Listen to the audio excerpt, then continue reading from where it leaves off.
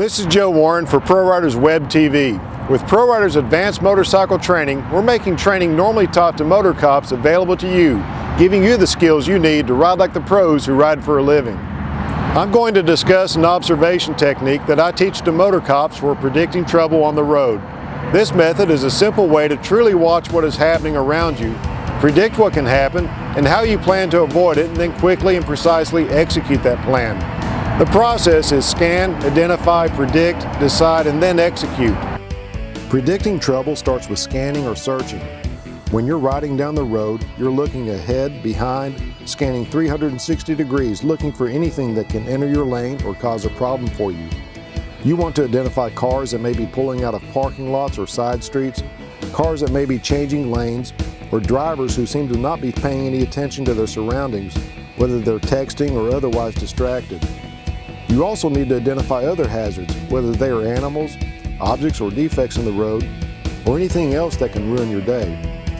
You need to be keenly aware of what is around you, both in lanes on either side of you and what may be behind you, either immediately behind in your blind spots or further back. Constantly check your mirrors, as much as a glance every 2 to 3 seconds. You need to do this to be aware of any traffic moving faster than you that may end up in a lane beside you, or watch for really fast moving vehicles that may not see you at all.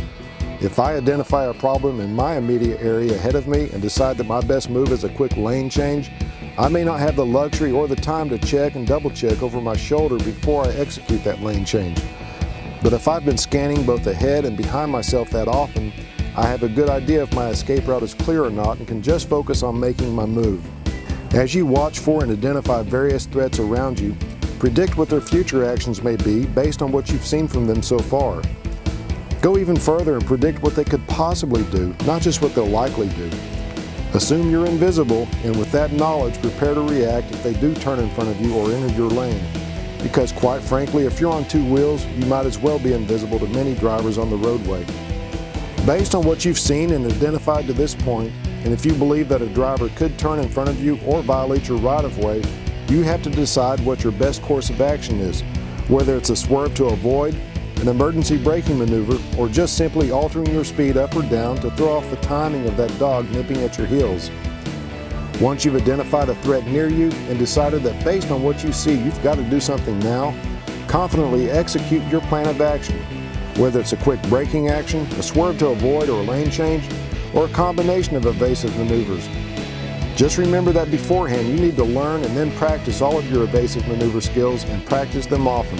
Subscribe to Prorider Motor Skills on YouTube or go to ProriderMC.com for more videos and training tips designed by motor cops but made available to everyone.